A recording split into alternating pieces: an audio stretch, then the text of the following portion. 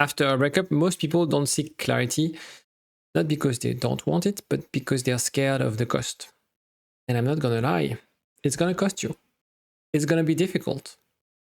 But the thing is, you're surviving on an illusion, right? And this is the thing you have to destroy. This, oh, but this could have and should have the potential, the 3% chances of us reconciling, of us working through this breakup. I don't know what will happen, but you have to understand that, yes, clarity hurts before it heals. And seeking clarity is the only way forward. And that's what we cover today in this video. Bear with me till the end because I'm going to explain exactly what I do with my clients to get them this clarity. So why does it hurt? It hurts because you're letting go of a narrative. It's a loss. You're letting go. And the thing is, you have to understand that you're stuck onto, or you're holding onto something that's not helping you, right? It's not perceived as relief. I'm letting go of something. And so right when you get that clarity, confront your ex, confront this idea of potential with what they're doing effectively, your body is fighting because you don't want to face the reality of things, because it means letting go, right? And so the truth can be brutal because deep inside you want things to work out. Because you have this little voice telling you, yes, but after everything that we had, right? And it's very, very hard to let go of this, right? And this idea of fantasy is extremely dangerous. And I'll explain you why in a second. But before I'm going to talk about the nervous system, this is the physiological response. So when you let go, when you finally decide like, stop, I don't want this, your body will fight. Your body will resist. And that's why clarity feels unsafe at first. That's why people sometimes stay stuck for months and months, because they feel, if I confront myself to this reality, I'm going to experience this. And so what happens when your nervous system is on high alert, the fight or flight response, the prefrontal cortex, the rational part of the brain, goes offline, right? And your mind, even your body, feels you're in danger, right? What do we do when we feel in danger? We don't take action. We stay there, right? And that's exactly what's going on. So letting go is not only emotional, it's also physiological. That's why you feel this sensation in your body. So when I work with my clients, I do a lot of somatic work, because it's by also listening to your body that you can also link your experiences, your emotions with your belief system, with your working models, and being able to actually reframe all of this. And there's this concept of the fantasy bound. You are in love of the potential. You are in love of what they could become. You sensed it at the beginning of the relationship potentially, or throughout the years. And now you're chasing this working model, these secure working models that in reality they never really gave you.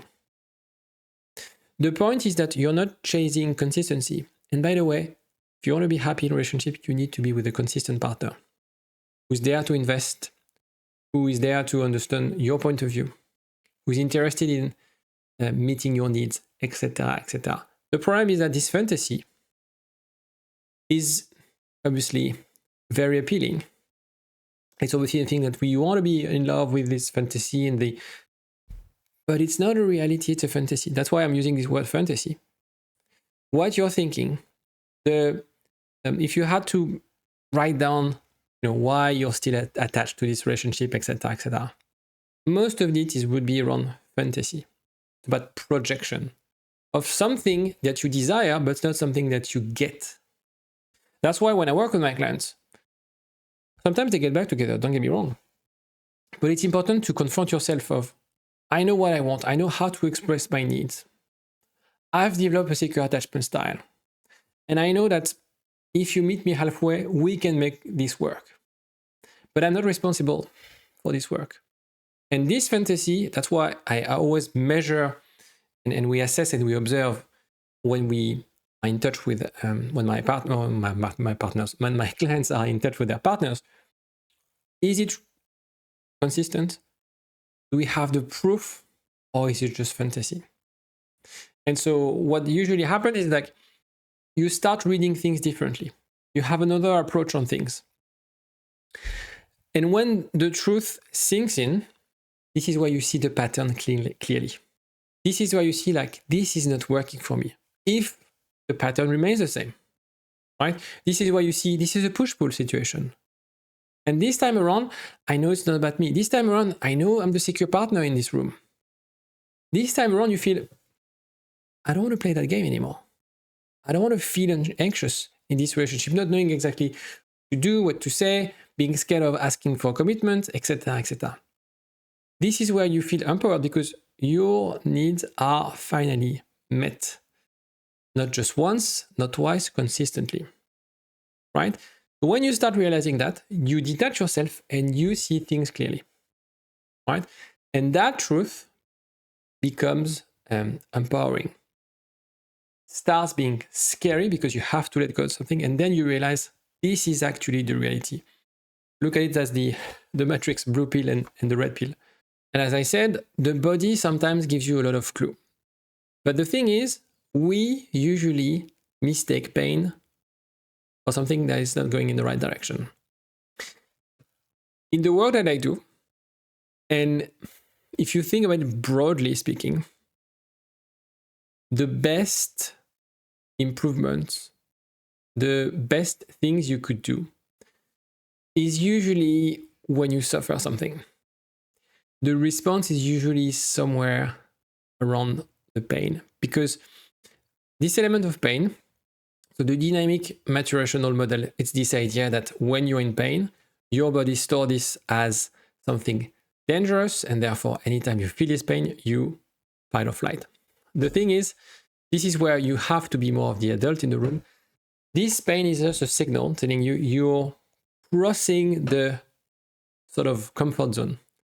Going beyond this pain is where you finally experience growth. And this is why clarity is always brutal, because you're clashing two realities. The one that you're creating and the real reality. Right? You don't want to be living in a fantasy, right? You need to confront yourself. And I know it's scary, and I'm making this video and sometimes you're not ready to take the leap of faith. That's fine. But once you're ready, yes, there are few days, not weeks, but few days where it's going to be tough. When you finally realize that it's not exactly what you had in mind. And it's a question of recalibrating your system to this new reality. And realizing that, yeah, you're an adult and you want to be living life as it is. Sometimes life as what the others are seeing of this relationship. The voices that, the people who were telling you things you didn't want to hear when you were together. And again, this is in the case where this relationship was not right for you. I don't know. Your situation is very unique. It's different. And by the way, if you want to discuss your situation with me personally, there's a link in the description to have a chat with me. I use these 30-minute calls to provide an assessment of your situation and see whether you're wasting time or not. Because sometimes people call me and they are clearly wasting time. It doesn't happen often, but every now and then. It's not for me to decide whether they should get back together, but it's just for me to project and see what I see. And sometimes in half an hour, I can identify the blind spot, the things that you don't see that are obvious, because I've helped hundreds of people going through similar situations. And so your job is to find ways to reframe things. The fantasy, the voices of how you look at the story. When you have an anxious attachment style, there's usually this idea of, I'm not a quitter.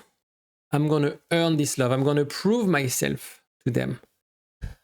When you let go, you're not giving up. You're waking up. You're reclaiming control.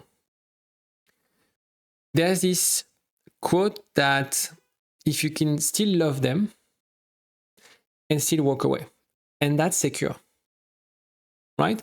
So what you're doing is you're regulating your nervous system, not through them, because you don't need them anymore, right? And that clarity, letting go, is not about pushing them back. It's not about being selfish.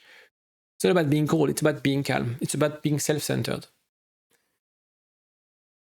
What you're after is not getting back with them. It's not repairing the relationship. It's peace. It's knowing that the next stage, the next chapter of your love story will be around your needs, will be around you, about what you deserve.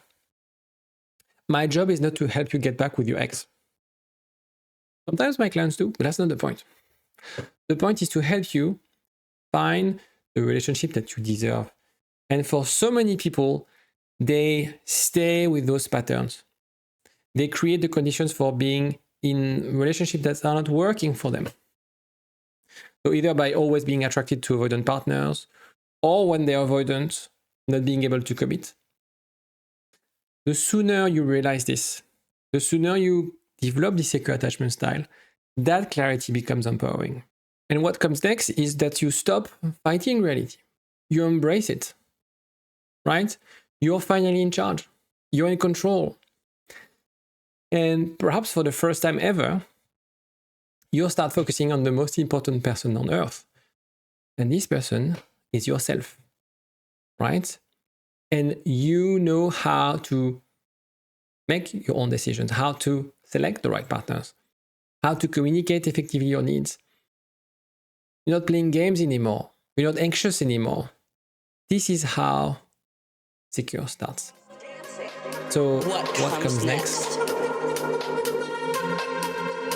will be marvelous.